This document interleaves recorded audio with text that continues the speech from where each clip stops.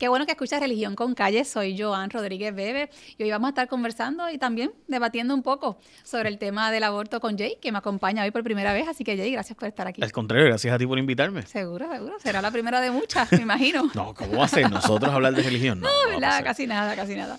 Pues mira, Jay, hace poco publicaste un artículo que ha causado cierta controversia entre tu audiencia. Por Yo controversia, no algunas creo. de las cosas que propones, pero sobre la propuesta que haces en el artículo, vamos a ir más adelante. Antes me gustaría comentar, ¿verdad? Que como bien señalas en ese escrito, en Estados Unidos hay una veintena de estados de mayoría republicana que han pasado legislación para prohibir el aborto bajo ciertas circunstancias antes de la viabilidad del feto. Y ¿verdad? Recordamos que la norma vigente es que los estados pueden regular el aborto, pero no lo pueden prohibir antes de la viabilidad, y después de la viabilidad, pues lo pueden regular. Me gustaría y que prohibir. explicaras qué es la viabilidad. Y eso te lo cedo a ti, a ver si tú lo entiendes mejor que yo. No, yo creo que parte del problema es que no se entiende el concepto de viabilidad porque los avances tecnológicos han llegado a un punto en que probablemente ya viabilidad sea cualquier momento. Eso es cierto. O sea, voy a explicar esto, ¿verdad? El caso Leading, importantísimo, y yo sé que tú lo dominas como abogada, pero creo que el país debería también comprenderlo. El caso que resolvió este asunto, antes del 73, los estados decidían dónde se podía y dónde no se podía tener una terminación de embarazo, ¿verdad? Entonces, por ejemplo, estados como Texas lo prohibían, mientras que estados como Illinois lo permitían. Puerto Rico tenía una legislación extraña y en Puerto Rico se sabía que se hacían, pero no necesariamente era sobre la mesa, era un asunto más bien escondido en ciertos hospitales y demás, que no vamos a entrar en detalles de eso porque estaríamos toda la hora. Pero en el 73 el Tribunal Supremo de Estados Unidos resuelve, basándose en un caso bastante contemporáneo, que como había un derecho a la intimidad, la mujer tenía el derecho sobre su cuerpo. Y dice el tribunal, en caso de Roe versus Wade famoso, que es tan joven, ¿verdad? Norma McGovern, que ella podía haberse hecho un aborto dependiendo de en qué trimestre. O sea, los primeros 3 meses del embarazo o la regulación del Estado era mínima. Cuánto podía el Estado prohibir o regular o ponerle condiciones para alguien abortar era mínimo. Después de eso aumentaba cuánto un Estado podía regular. El punto es que después de eso ha habido muchos casos que han seguido, Planned Parenthood, Casey y demás, que son casos que resuelven, bueno, una vez es viable, pues ahí el Estado pudiera tener un interés de proteger al feto. Al no nacido. Al no nacido, correcto. ¿Qué ocurre? Que eso, ¿hasta dónde va a llegar ese punto? Pues nadie sabe la respuesta de eso porque especialmente ahora cambió en el Tribunal Supremo su composición y antes había un juez que era liberal en términos sociales como el juez Kennedy. También sabíamos que el juez Scalia, que murió, fue sustituido por el juez Gorsuch y ahora el juez Kennedy por el juez Kavanaugh. Y por tanto, ahora hay una mayoría de jueces de tendencia conservadora en lo social. En lo económico había una tendencia conservadora desde antes, pero en lo social ahora hay una mayoría. Por eso, y tú entenderías que estos estados, aun sabiendo que sus legislaciones son inconstitucionales de su faz, lo están haciendo de forma intencional, y así lo han expresado, ¿no? Esto no es un secreto, para precisamente provocar una revisión, ir al Supremo, ¿no? Y que el Supremo tenga que expresarse sobre estas legislaciones. Pero siento que no hemos explicado todavía qué es viabilidad. Okay. Viabilidad era, en el momento en que se resuelven los casos, cuando la tecnología avanza lo suficiente como para yo poder proteger al menor no nacido, al niño no nacido, pues hasta dónde yo puedo decirle, pues no puedes tener una terminación de ese embarazo porque yo como Estado quiero proteger a ese niño por nacer. La respuesta a esa pregunta ha sido una incógnita porque yo creo que ya probablemente existe la tecnología para que desde el momento del cigoto, desde el momento de la mera, ¿verdad? El acto del embrión, después del acto sexual, justo después de eso, ya hoy día probablemente hay tecnología, y si no la hay, pudiera haberla, que se asegure de que alguien puede nacer fuera de la barriga de la mujer. Por tanto, yo sigo protegiéndole la intimidad a la mujer, porque la mujer tiene su intimidad, pero como yo quiero proteger ese feto, yo solo puedo extraer a esa mujer y ponerlo en una máquina que lo proteja. Para que se desarrolle. Correcto. Una vez eso ocurra, que probablemente ya está, y no lo tenemos, pero sabemos que está, que probablemente o está por hacerse, probablemente ya pudiera prohibirse el aborto totalmente. Pues me gustan tus planteamientos, Jay, porque verdaderamente el debate sobre este tema se ha concentrado prácticamente exclusivamente en el asunto del derecho de la mujer a elegir. Ciertamente esto es asunto importantísimo. Ciertamente el derecho de la mujer a elegir es un derecho fundamental, pero no es un derecho absoluto. Entonces yo creo Como ninguno de los derechos. Claro, entonces yo creo que precisamente debemos de plantearnos cuáles son otros de los argumentos que se tocan sobre este tema para tener una perspectiva más amplia sobre el asunto.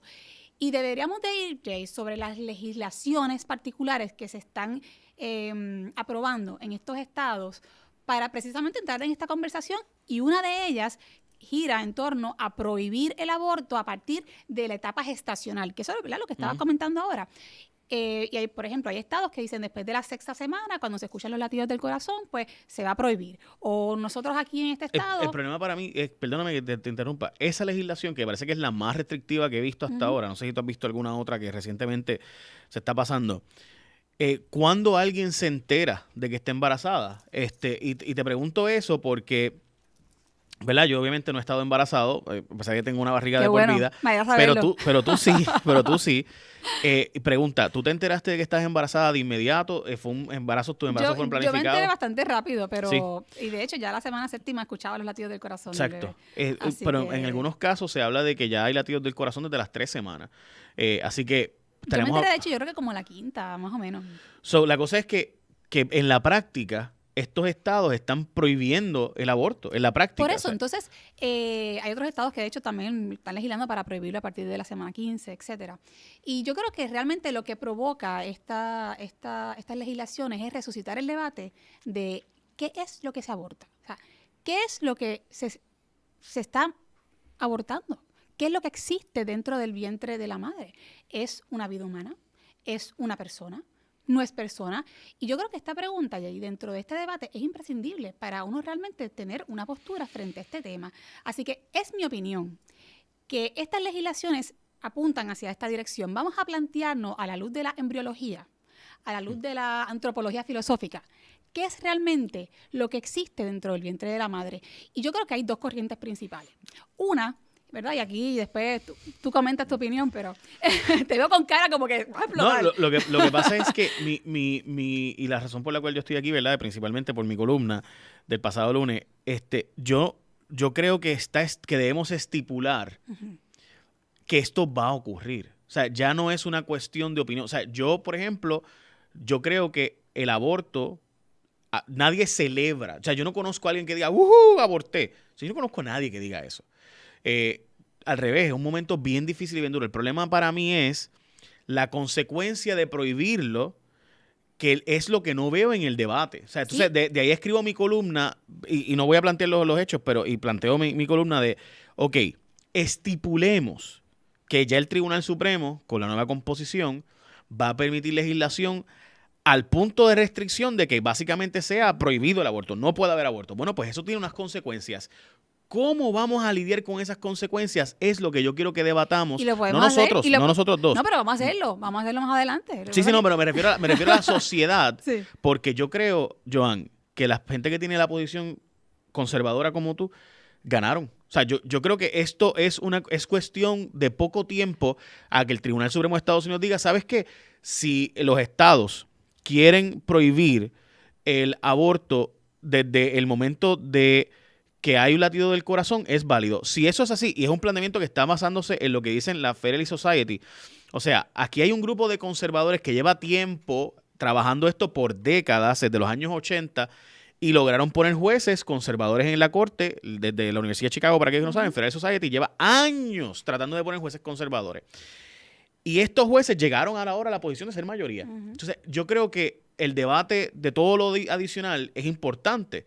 Y lo que va a pasar es que estados como Illinois volverán a permitir el aborto, y Nueva York y California y otros estados como Kentucky, Arkansas, Ohio. Jay, pero se va a volver entonces al debate de el derecho de la mujer a elegir versus el derecho, ¿verdad?, de otros a abogar por la vida del niño. Entonces volvemos otra vez a esa dinámica. ¿Pero qué eso ganó? Fantástico, Joan, eso se acabó. Fantástico, ya el Tribunal Supremo va a resolver a favor de los conservadores. Fantástico, pero hace falta para el debate saludable, social, que se hablen de otros temas, de otros asuntos, de la razón de ser, porque si no, nos quedamos en un asunto, ¿verdad?, unidimensional. Entonces, yo lo que estoy planteando, y por eso es que estaba hablando, y ya llegaremos a tu propuesta, pero vamos a entrar en una conversación sobre por qué se llega a este punto, por qué llegamos aquí.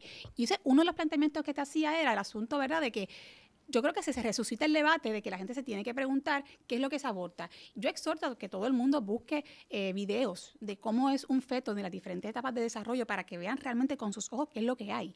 Pero más allá de eso, Jay, hay dos, y te decía, hay dos grandes corrientes. Una que plantea que hace un análisis cualitativo y dice, bueno, es que es persona humana la que llega a tener estas cualidades, que de ordinario, las más importantes y las que se destacan tienen que ver con la racionalidad y con la autoconciencia.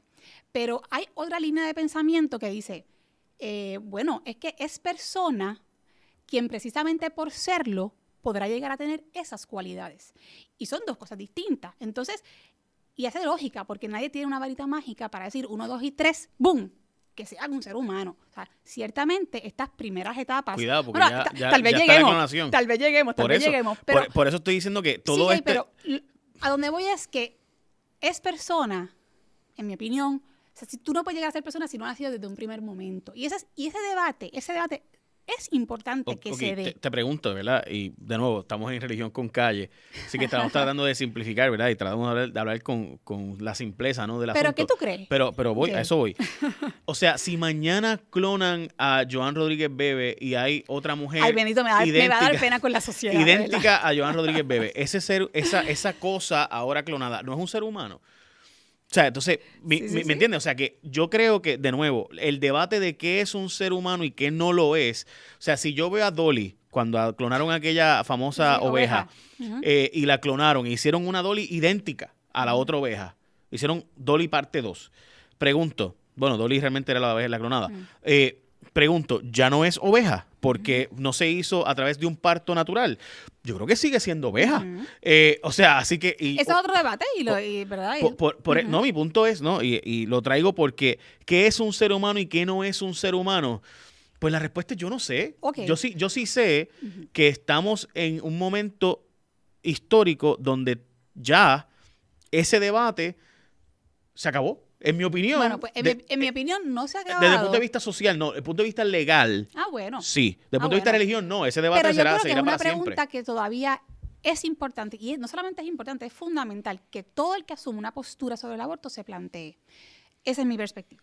Por otro lado, Jay, y de hecho, y para paréntesis, las grandes contradicciones, por ejemplo, hablando de qué es vida y qué es persona. Un bebé que nace prematuro a las 7 semanas, dime si eso no es un ser humano. Es un ser humano, ¿verdad? Nació y es un ser humano y todo el mundo, es más, la gente se desvive porque ese niño pueda estar bien y se siga desarrollando y pueda sobrevivir y tenga una vida plena. Sin embargo, ese mismo bebé, Jay, dentro del vientre de la madre, a los 7 meses, no es considerado persona y se puede abortar. Así que, por eso insisto, es importante este debate. Desde el punto de vista legal, no es persona. Legal, desde el punto de vista moral, sin duda, yo creo que social, todos pensamos que hay una persona en potencia que se está desarrollando, obviamente, y que todos vamos a un proceso de desarrollo, como todos los seres humanos que nacemos, ¿verdad? Nos criamos y demás. Hay gente que dice que, y esto no es mi planteamiento, desde el principio del podcast estamos tratando de explicar lo que es las dos perspectivas, claro, no lo que necesariamente es mi posición. Tratando de explicar el asunto, hay gente que va a plantearte que no se es persona hasta que tengas una conciencia social. Imagínate, pues ningún recién nacido tiene conciencia, ni autoconciencia, ni es autónomo. Por eso, porque... Ningún recién nacido. Lo sé. O sea, conciencia social, pues, ¿qué es eso de conciencia? O sea, yo sé, nadie lo está planteando como que podamos matar niños de 2 años o menos como Herodes. Nadie está diciendo eso. Me alegra.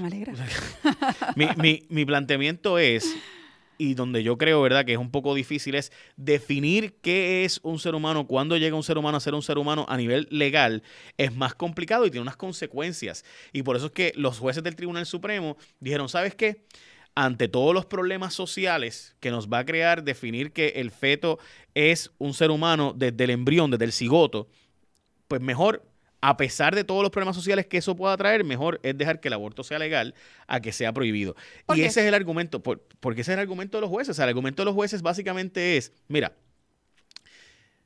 si yo prohíbo el aborto, voy a terminar creando un montón de clínicas ilegales que entonces van a prosperar y va a haber mucho dinero de ahí, igual que la prohibición de las drogas, igual que la prohibición del alcohol en Ahí es su que momento. tú planteas que el aborto no es un bien intrínseco, o sea, en el aborto no hay un bien intrínseco, sino que es un mal menor. Eso es lo que tú planteas en tu columna. No, mi planteamiento es que quienes defienden el derecho al aborto actual no lo ven como una celebración y una fiesta. Siempre hay gente que lo ve como celebración y fiesta porque siempre hay gente, ¿verdad? Que está, siempre hay fanáticos de todo. Pero la inmensa de la gente lo ve como un mal necesario. Sí. O sea, en ese caso, Jay, como te voy a, ¿verdad?, presentar mi punto de vista. Como yo pienso que lo que hay en el vientre de la madre o de la mujer es una persona. O sea, yo pienso que es una vida humana desde el momento de la concepción y pienso que hay una persona, o sea, que parto de esta premisa. Yo no puedo concebir que matar una vida humana inocente sea no la puedo calificar, no puedo decir es un mal menor, o sea, para mí simplemente es un mal. Entonces, no puedo tampoco pensar en que es razonable legalizar un crimen para que por lo menos el crimen se cometa de forma segura. Que eso sería, ¿verdad?, lo que básicamente como yo entiendo que tú lo estás explicando. Y voy a dar una analogía para explicarme mejor. O sea, por ejemplo, yo no podría pensar que es razonable que, como sabemos que los tiradores de drogas se van a matar entre ellos en algún momento, pues para hacer ese crimen de forma segura, pues yo voy a legalizar que se maten en un espacio específico, ¿verdad?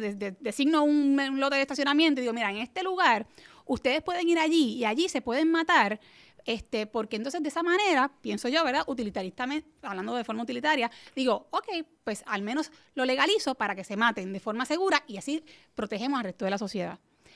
Eso para mí es una analogía de lo que pasa en el caso del aborto. Se está legalizando un crimen para que se haga de forma segura, enfocado, ¿verdad?, obviamente en el bienestar de la mujer, para los que piensan que es bueno para ella. Así que por eso es que yo difiero de ti en cuanto a ese planteamiento. Bueno, es que de nuevo, yo no estoy planteando necesariamente mi opinión. Yo tengo una opinión del tema y la puedo poner a explicar ahora. Yo sí creo que la mayor parte de la gente que cree que no se debe prohibir el aborto lo plantea desde la perspectiva de que es, dentro de todas las circunstancias, mejor o menos malo que sea legal a que se prohíba por todas las consecuencias sociales que eso tiene. Y esa es la posición de muchísima gente, porque de nuevo, yo creo que debe quedar claro, ¿verdad? Por lo menos yo lo veo así, ahora sí es mi opinión. Yo no creo que nadie celebra el acto. Y si existe alguna persona, pues será, ¿verdad?, ¿verdad?, un sociópata social o un psicópata. Yo lo veo más bien como que hay un montón de, por ejemplo, la niña que es violada debe ser obligada a cargar el feto y a finalmente tener un parto. Debe ser obligada a eso. La niña que es violada por su padre, como ocurrió en casos que conocemos aquí en Puerto Rico, que salió embarazada, que a la misma vez su hermano va a ser su hijo. Pues debemos obligarla a que tenga ese niño. Obligarla, de nuevo. O debe ser una decisión que sea de ella, esa decisión, y que no la sociedad le imponga a ella lo que debe hacer. La respuesta es a esa pregunta. Yo creo que es un debate que se acabó. Porque en mi opinión, tener ese debate es volver a revivir todo lo que hemos debatido. Mi planteamiento es... Es un debate que se acabó, pero me tienes que dejar contestarte porque... Ah, claro. No. Mi punto es que ese debate, el Tribunal Supremo de Estados Unidos va a resolver pronto diciendo que sí se puede prohibir. Así que yo creo que en vez de seguir debatiendo lo que llevamos 60 años debatiendo, debemos ahora ver cómo vamos a resolver las consecuencias sociales que eso va a tener. Vamos a eso, pero déjame, ¿verdad?, compartir mi opinión sobre tu planteamiento último. Ciertamente esas circunstancias extraordinarias, porque son extraordinarias, no son la norma. ¿No son extraordinarias? Sí, son extraordinarias. No lo son. Aquí esto pasa bastante, desgraciadamente. Bueno, Familiares que violan niñas y quedan embarazadas, bastante. Son más extraordinarias en comparación con el número de mujeres que simplemente abortan porque sencillamente quiere ir a abortar just because. Sí, pero extraordinario significa... No es que no pase con regularidad, es que en Está comparación de por qué las mujeres van a abortar, pues, ¿verdad?, hay una diferencia. Y típicamente la mujer va a abortar no porque está bajo estas condiciones. Pero como quiera, es mi postura, primero que es terrible y es terrible para la mujer. O sea, yo no quiero de ninguna manera que se interprete aquí que yo no tengo ninguna empatía con la persona que pasa por una situación tan trágica como esta. Pero aún así pienso, primero, que desde mi punto filosófico, moral, etcétera, que un mal no resuelve otro mal y que no se puede justificar matar a un ser humano para resolver un problema. Ese es mi planteamiento, ¿no? Yo sé que algunas personas plantearán, ay, qué fácil para ella decirlo, ¿verdad? Porque ella no está en esa posición. No, yo no digo que es fácil, yo no digo que es fácil, pero perdóname. Y yo creo que debe quedar claro aquí. Yo no creo que las personas que están en contra de la legalización del aborto lo dicen porque piensa que es fácil claro. Hay alguna gente que sí dice comentarios tan imbéciles, y perdona que lo diga así, pero me parece muy imbécil. Pues, ¿quién te manda a tener sexo? O ¿quién te manda? Bueno, pues, o sea, pueden pasar 800,000 cosas. Yo sí creo que las personas que piensan como tú, que tienen este pensamiento conservador sobre el tema y que piensan que debe prohibirse y las condiciones de que... Yo no le llamaría ni conservador, yo le llamaría un humano, de verdad. O sea, a mí utilizar todo el tiempo el concepto conservador es como que, ustedes allá los conservadores religiosos que... usted no tiene que ser ni conservador, hay gente de izquierda, de centro, atea, y de todas las ideologías y creencias que realmente están en contra del aborto por esto mismo que yo estoy explicando. Así que un poco, ¿verdad? Pues hay que también tener cuidado de cómo nos encasillamos cuando hablamos sobre este asunto. Yo creo que es normal. Pero entiendo el concepto, cómo lo estás utilizando, pero... ¿verdad? Yo creo que es normal que se diga que los liberales son los que están a favor y los conservadores son los que están en contra, ¿verdad? ¿Verdad? Me parece a mí que es normal eso, pero ajá. Sí. Pues nada, ya antes de ir con lo de la propuesta específica que haces en tu artículo, Jay, quería terminar de conversar contigo sobre otras medidas restrictivas sobre la regulación del aborto, y unas están dirigidas a prohibir el método que se utiliza, porque en Estados Unidos, en el segundo trimestre, desde la semana 13 a la 20, creo que es la 28, se utiliza el método de succión. Y, ¿verdad? No sé si conoces sobre este método, pero tampoco sé si sabes exactamente cuán desarrollado está un bebé en esas etapas, pero invito a que lo hagan. Está bien desarrollado.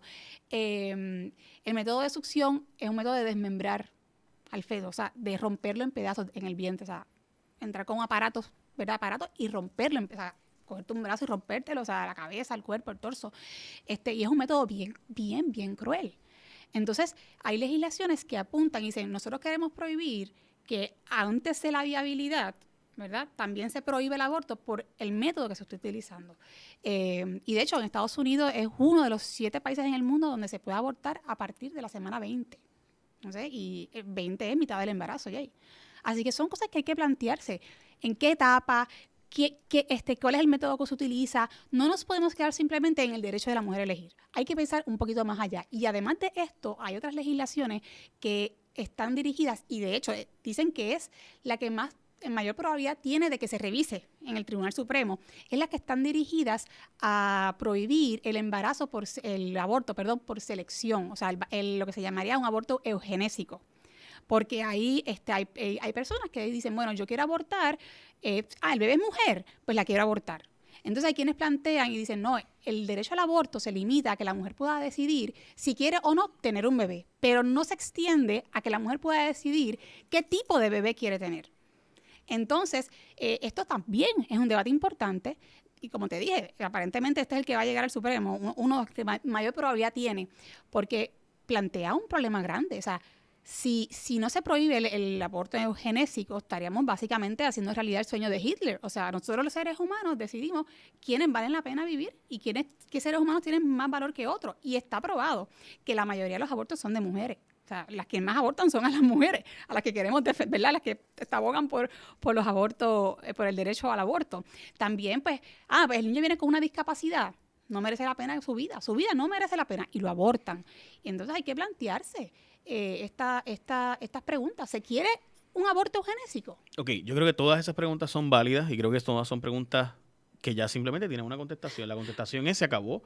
El Tribunal Supremo de los Estados Unidos va a resolver a favor de prohibir el aborto. Jay, o sea, pero de nuevo, es que ese es mi punto. Mi punto es, todos esos problemas que tú mencionas, sí, estoy de acuerdo contigo, son problemas y son cuestionamientos totalmente genuinos, válidos y que es terrible. O sea, yo creo que la experiencia terrible que hemos tenido, los que hemos visto cómo funciona eso, todas estas tecnologías y todos estos mecanismos y métodos, yo no creo que nadie lo celebre. Repito, o sea, yo quiero puntualizar esto porque yo no creo que es justo que se le vea como monstruo a una mujer que tomó esa decisión.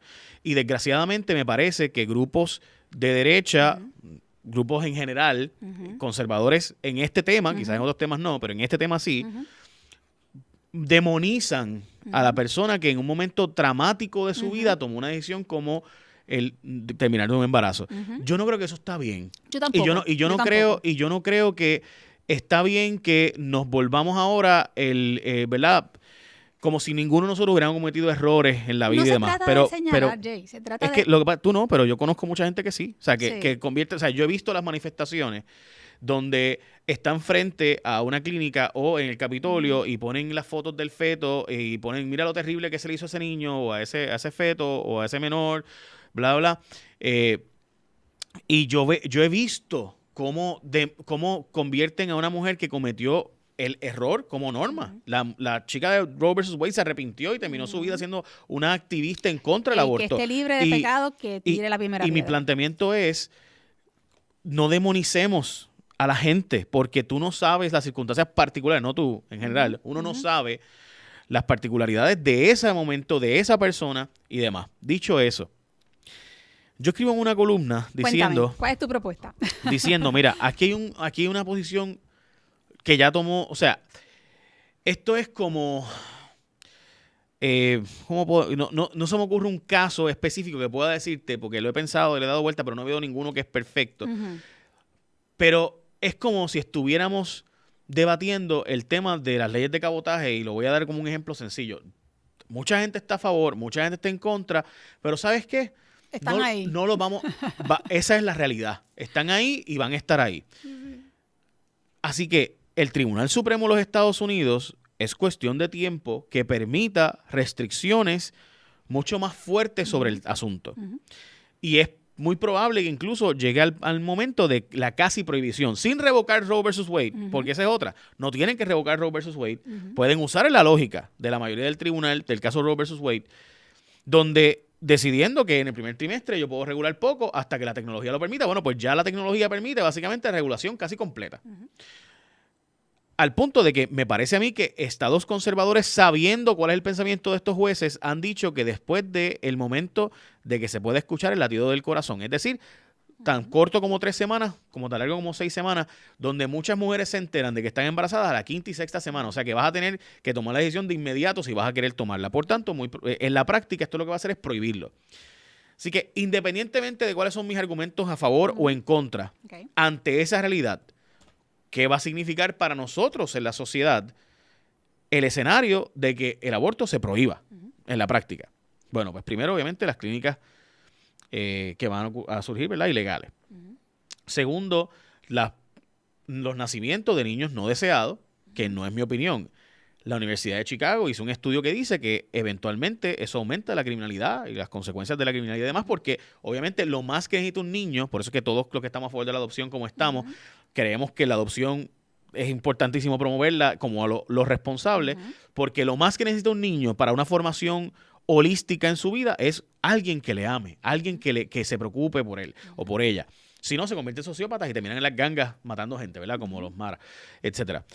Y hay estudios del tema, y también, además de eso, mi planteamiento es vamos a tener que buscar lugares para centros de cuidado donde pongamos con una calidad de verdad, o sea, un centro de cuidado de niños e infantes y demás, puedan ir y puedan estar seguros de que se le va a dar una adopción digna, una vida digna en lo que adoptamos. En Puerto Rico, tristemente, hay hogares sustitutos de mucha calidad. Pero tristemente, en Puerto Rico sabemos que hay un problema de que muchos hogares sustitutos terminan siendo lugares de abuso, de maltrato. Y entonces tenemos un niño que está en el proceso de quizás ser adoptado y que en la mayoría de los casos no son adoptados cuando son removidos. Una vez si son removidos ya con más de 5 o 6 años, ya nadie los adopta. Y terminan viviendo experiencias dramáticas en toda una vida de maltrato. Entonces mi planteamiento es, ¿con qué vamos a costear? ¿Con qué vamos a pagar estos lugares? Y además, y esta es la parte más dura de todo, ciertamente muchas madres y padres que forman parte de la decisión toman... Sí, porque la verdad es que muchas mujeres toman la decisión a base de que el bambalance arrancó y se fue. Exacto. Eso también es parte de... Pero muchas madres y padres que toman esta decisión o que llegan a un consenso sobre el asunto, lo hacen por condiciones de salud que viene el menor. Condiciones bien serias en algunos casos. ¿Qué ocurre? Que eso va a significar que el Estado va a tener que gastar, los planes médicos, los seguros, etcétera, van a tener que invertir una cantidad dramática de dinero adicional para cuidados de niños que no hubieran nacido en otras circunstancias, hubieran sido abortados, y por tanto un procedimiento que cuesta $350, $500, no sé el número exacto que cuesta, pero que sé que está en esos números, pues va a terminar costándonos decenas de miles de dólares y por cada caso, probablemente millones de dólares. Bueno, pues, ¿cómo vamos a costear esas cosas? ¿Cómo vamos a costear centros de cuidado y cuidados médicos adicionales que habrá que tener? Mi planteamiento es que hay que buscar la forma de conseguir ese dinero. Y yo planteo que quienes están, y honestamente lo planteé para generar el debate, yo no tengo la solución al problema.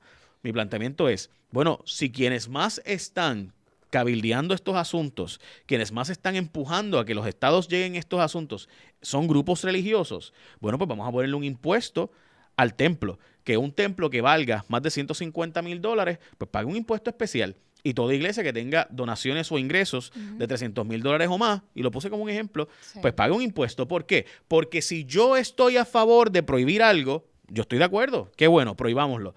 Y las consecuencias de eso, ¿quién las costea? Bueno, pues te cuesta costearlas a ti para que cuando la gente plantee propuestas de lo que yo quiero prohibir, ok, pues eso va a crear 2, 3, 4, 5 y 6. ¿Quién paga por 2, 3, 4, 5 y 6? Bueno, pues hay que buscar la forma de pagarlo y quizás si la gente lo pagara directamente, cuando plantea los asuntos, estaría en conciencia de que lo que estoy planteando va a tener unas consecuencias. Por tanto, aquí estoy yo para ser el primero que aporte mi parte de los costos adicionales que eso va a significar. Bien.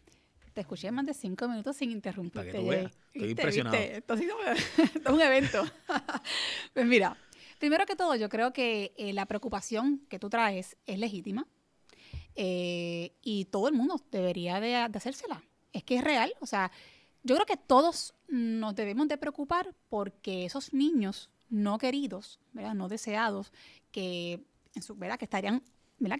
Que llegarían a nacer, tengan calidad de vida, sean amados y tengan una posibilidad de futuro. O sea, que esto verdaderamente es una preocupación, Jay, que es de todos. O sea, yo puedo entender por qué. Yo no lo escucho en el debate, Joan. O sea, sí, yo escucho a la gente que está en contra y a favor de hacer todos los planteamientos de lo horrible que es el acto, de lo horrible de todo, pero yo no veo esa otra parte. Yo creo que el que tú le hayas traído a colación, ¿verdad? Pues es importante y me parece que sí, que es algo que nos tenemos que ¿verdad? Nos tenemos que plantear como sociedad. ¿Cómo se va a hacer?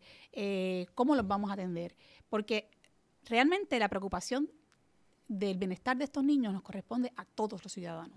Entonces, ahora bien, sobre la propuesta específica, Jay, de que se le ponga un impuesto a las iglesias, porque son las que, y me gustó que dijeras las que principalmente, porque no son las únicas. Claro. Y eso le hemos hablado a saciedad, ¿verdad? Mucha gente que no va a ninguna iglesia está en contra del aborto. O sea, de hecho, yo creo que el tema del aborto es uno de los temas que recoge, yo creo que las ideologías y las creencias más diversas.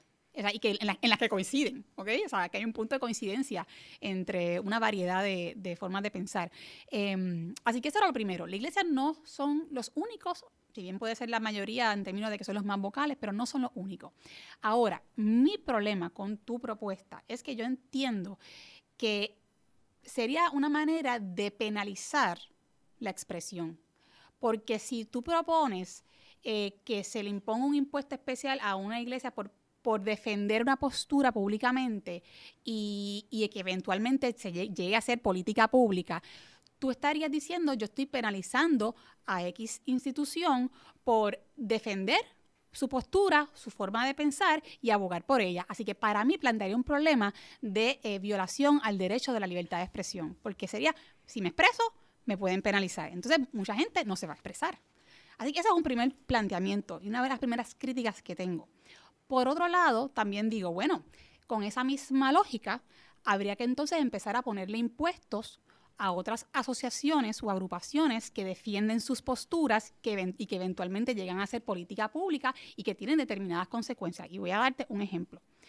Uno podría decir, bueno, pues si las X agrupaciones o asociaciones ambientalistas son los que defienden que no se desarrolle un terreno porque entienden que hay un valor ecológico, pero al no desarrollar ese terreno se impacta el desarrollo económico de una comunidad y por lo tanto va a haber menos empleo, va a haber más pobreza, pues entonces habría que imponerle bajo esta misma lógica, ¿no?, de tu propuesta, habría que imponerle un impuesto a esas asociaciones ambientalistas para que, como no se pudo desarrollar económicamente ese espacio, pues entonces ellas costeen la vida de los ciudadanos de esa región.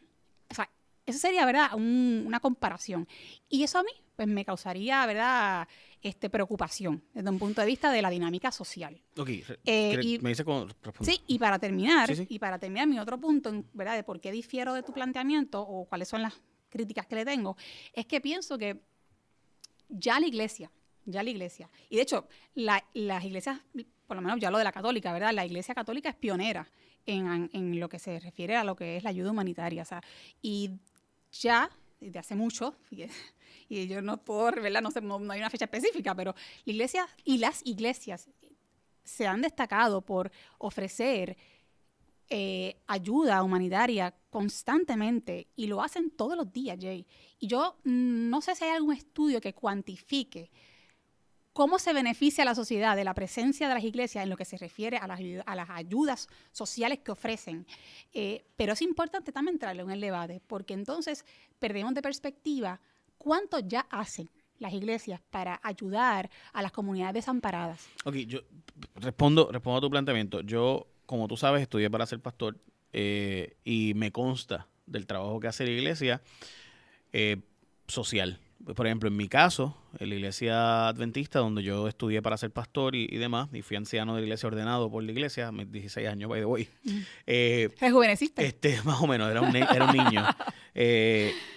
ADRA, que era parte del asunto del, ¿verdad? Como Cáritas es la iglesia católica, ADRA es en la iglesia adventista. Okay. Pues sin duda hacíamos obra misionera, y hacíamos, porque me incluyo, no hacíamos obra misionera, más allá de llevar literaturas de nuestras creencias casa por casa, lo cual es válido y es parte de la libertad de expresión y demás. También es el asunto de llevar ayuda a la sociedad, porque a la larga Jesús no llevaba la palabra solamente, también llevaba el pescado y el pan, ¿no? Dicho eso, Joan, yo te puedo decir que difiero de tu respuesta por varias cosas. La primera, la iglesia tiene una exención contributiva por ser una iglesia. Así que la iglesia, como institución, tiene una exención, o sea, no paga contribuciones. Mucha gente que... pero otras asociaciones no, eso voy, asociaciones sin fines de lucro. No, de hecho, toda corporación sin fines de lucro que en efecto no tuvo un ingreso sobrante, pues no paga contribuciones e impuestos. En el caso de la iglesia, además, tienen unos subsidios de energía eléctrica que son mínimos. O sea, aquellos que, ¿verdad? Realmente es mínimo. Así que ese ejemplo no lo voy a usar. Pero la iglesia no rinde informes. Y yo estoy en contra de que no se rindan informes de cuál fue mi obra social. No solo la iglesia, también las asociaciones ambientalistas. Y de hecho, en el caso de las asociaciones ambientalistas, por ejemplo, y uso ese ejemplo porque fue un ejemplo que me pareció que yo también lo pensé, pues la asociación ambientalista hace un argumento de, bueno, ciertamente vas a generar ingresos hoy, pero el costo eventual ambiental que va a generar eso va a ser mayor y por tanto la externalidad que eso crea... Sí, pero y también se puede plantear, y si dejan de nacer niños, ¿verdad? Pues también eso va a tener un costo en la sociedad, como pasa en diferentes países europeos. Es un costo también de que no nazcan. O sea, que en la eventualidad... De acuerdo, pero la pregunta es cómo, está bien, ¿y cómo hacemos que ese niño que creció tenga una vida plena? No, claro. Pues entonces, el punto es, pues está bien, pero es que... te tuve que interrumpir, perdóname. No, pero es que yo quiero que nazcan los niños. O sea, yo quiero que nazcan, eso no es... Mi planteamiento no es... Oye, pero en cuanto a lo de rendir los informes, mira, yo creo que todo el mundo debe de rendirlos y ya todo está. El mundo, yo creo que si tú quieres una exención contributiva, deberías rendir informes de en qué tú usaste tus dineros y cómo. Sí. La respuesta a eso siempre ha sido que la iglesia se ha opuesto a rendir informes, ni mucho menos a que sus finanzas sean públicas. O sea, en Puerto Rico, las instituciones sin fines de lucro se han opuesto históricamente, no solo las iglesias. ¿Y todas las iglesias se han opuesto? O sea, todas. O tú conoces de algunas específicas. Como siempre, cuando esta propuesta no ha llegado ni a primera base, así que no he tenido ni que ir a dar su opinión. Bueno. Como tú sabes, el cabildeo en Puerto Rico y en los lugares cristianos es intenso en contra de que se divulguen. Por ejemplo, ahora mismo la Iglesia Católica, en el pleito contra las maestras, se negó a entregar los informes y los datos de sus ingresos, de sus gastos y de sus ingresos, de cuántas propiedades tienen. Y en el proceso de quiebra tenían que descubrirlo y le han desestimado el proceso de quiebra porque, entre otras razones, la Iglesia no quería divulgar, las diócesis distintas, no querían divulgar la información de sus activos. Y honestamente, yo tampoco estoy pretendiendo que aquí tengan ahora que divulgar todos sus activos, porque la gente lo ve como una persecución en contra de la iglesia. Mi planteamiento es, lo que tú estás proponiendo tiene unos costos. Esos costos, ¿quién los va a pagar? Y aquí no estamos hablando de que no vas a conseguir un empleo en Baciatalega, en Loíza, porque los ambientalistas se opusieron a Costa Serena. No, no es eso. Estamos hablando aquí de que niños van a nacer y cómo vamos a asegurarnos de que ese niño tenga calidad de vida y el proceso de adopción no sea un proceso de los cuidados tradicionales que tenemos en Puerto Rico, donde sabemos que desgraciadamente hay lugares muy lindos, pero la mayoría de ellos se queja de que esos hogares sustitutos son lugares de maltrato. Bueno, ya yo te expresé cómo es que yo lo veo, pero yo creo que también antes de sugerir los impuestos, también deberíamos de sugerir otras cosas. Por ejemplo, deberíamos sugerir que se revise el asunto de la licencia de maternidad. Mira, hay países donde la licencia por maternidad es de 6 meses, es de 8 meses, es de un año. Entonces, fíjate, si mejoramos esa área, probablemente muchas mamás, muchas mujeres embarazadas dicen, voy a tener el bebé porque tengo un espacio para criarlo en ese primer totalmente año, a favor de eso. para ¿verdad? Protegerlo, incluso para que yo me recupere como mujer. Hace como 3 meses escribí una columna sobre eso, sobre la necesidad de traer más niños a Puerto Rico y de incluso de inmigrantes y cómo tenemos que fomentar la maternidad y paternidad, entre otras cosas, ese tipo de licencia. Pues, otra, por ejemplo, es crear una licencia de paternidad. El padre... Indispensable. O sea, el padre es indispensable en este proceso y esto no es un asunto de que la mujer pare y eso le toca a ella bregar con el asunto. Mira, la realidad es que esto es un asunto que nos corresponde a ambos. Por lo tanto, una licencia de paternidad es importante en este proceso y probablemente si en ese proceso la mujer se siente acompañada, apoyada y hay un trabajo en equipo, ¿verdad? Porque esto es de parte y parte, entonces a lo mejor muchas parejas considerarían tener el bebé. Así que yo digo, antes de irnos 10 pasos, ¿verdad? Adelante, vamos 10 pasos atrás. Es que el problema de tu planteamiento, Joan, es que tú estás hablando de un issue de resolverlo con educación de la gente y con alternativas. Pero esto no es educación, esto se puede hacer mañana. Sí, pero mañana esas mujeres que piensan de una forma, no más que me sumen a pensar, porque mañana cambia la ley. Jay, no hay una varita mágica para nada. Ese es el problema, que si hay algunas varitas mágicas. O sea, ya en la clonación... Regálame una, por favor. Pues la clonación es una varita mágica. Por ejemplo, debemos nosotros, para el problema de población, resolverlo mejor con clonación en vez de con partos tradicionales. Pues yo no sé la respuesta a eso. O sea, pues vamos a pensarlo, lo hablamos otro día. Mi planteamiento, y hay unos problemas con la clonación. Por ejemplo, aquellas personas que plantean la clonación están dispuestos a costear lo que el proceso significa y lo que implica sociológicamente una persona que nace y que de repente no tiene esa formación ideológica, sociológica que deberíamos tener. Eso tiene unos costos también. Pero yo creo que llegó el momento de cuando tú estás planteando algo, tienes que plantear, ok, esta es mi propuesta, esta es la solución a los problemas que genera esta propuesta. Y yo noto que en el debate público eso no ocurre. Yo noto cada vez más que la gente plantea cosas, ok, en todos los ámbitos. Estamos hablando no estamos solamente de este tema. No estoy hablando de este tema. Estoy hablando en general, o sea, de nuevo. Tú propones que si tú vas a tener una posición, entonces también tengas una propuesta para los problemas, las consecuencias de X posición. Te voy a dar un ejemplo concreto de algo que yo he dicho al aire. En Puerto Rico hay mucha gente que plantea que el problema de todos los problemas se resuelve con la estadidad. Y yo creo que el país, tarde o temprano, va a escoger la estadidad. Y eso va a ocurrir. Pero, ¿y qué va a pasar con las empresas, los profesionales que trabajan por servicios profesionales, las oficinas que van a tener que pagar más impuestos que ahora? El 80% de la población no va a pagar más impuestos, pero las empresas, negocios, oficinas profesionales sí van a pagar más impuestos. Así que, ¿cómo resolvemos eso? Esa parte de los estadistas, yo no escucho esa propuesta. Igual que no escucho a los independentistas decir cómo vamos a resolver el asunto de que se acabaron los fondos federales. Que vamos a tener una transición de 25 años. Bueno, pues hubo ya una islita que propuso lo mismo. Pero me has mezclado aquí los temas. No, te estoy trayendo dramáticamente. Cómo es que la gente propone un área. O sea, ¿qué vamos a hacer si los fondos federales... nos va a adelantar y vamos a hacer una transición, ¿sí? Y la otra isla que, o sea, y si lo administramos como hemos administrado el país en los pasados 50 años, vamos a administrar bien los fondos que nos adelanten por 25 años para entonces irnos a hacer independencia. O en el ELA, vamos a quedarnos como estamos. O sea, mi planteamiento siempre es, lo que tú estás trayendo como oposición tiene unas externalidades, le dicen los economistas, trae unas consecuencias. ¿Cómo vamos a resolver esas consecuencias? Y yo esa parte en el debate público no la escucho y me molesta porque lo ideológico es importante, pero... Lo práctico. Lo práctico. Cuando, esta ideología provoca esta práctica. ¿Y esta práctica cómo la resolvemos? Sí, ¿Cuáles sí. esos problemas sociales que van a surgir? Y yo noto que en la discusión del debate eso no está. Bueno, Jay, pues eso es una conexión importante que deberíamos, ¿verdad?, pues fomentar. Así que, sin duda alguna, pues que así se haga. Yo no veo ningún problema con esa forma de presentar propuestas y trabajar en sociedad. Bueno, vamos a plantear lo siguiente. La discusión más fuerte que yo he tenido sobre ese tema en los pasados 2 años ha sido el tema de promesa. La gente que se opone a promesa. La ley promesa, que es la ley, para aquellos que no saben, ¿verdad? La ley que Puerto Rico tiene actualmente, que plantea una junta de control fiscal y el acceso al proceso de quiebra. Bueno, pues yo puedo estar en contra de que nos pongan una junta, pero sin esa junta no había ley de quiebras. Así que, bueno, pues, ok, yo estoy planteando que no haya una junta. Chévere, qué bueno. No aprobamos promesa. Y no tengo entonces, pues hay que pagar toda la deuda y los síndicos que eso conlleva. Y la gente que va a decir, pues nuestros gobernadores del pasado firmaron con su puñito y su manita diciendo, primero cobran los bonistas y después cobra el pueblo.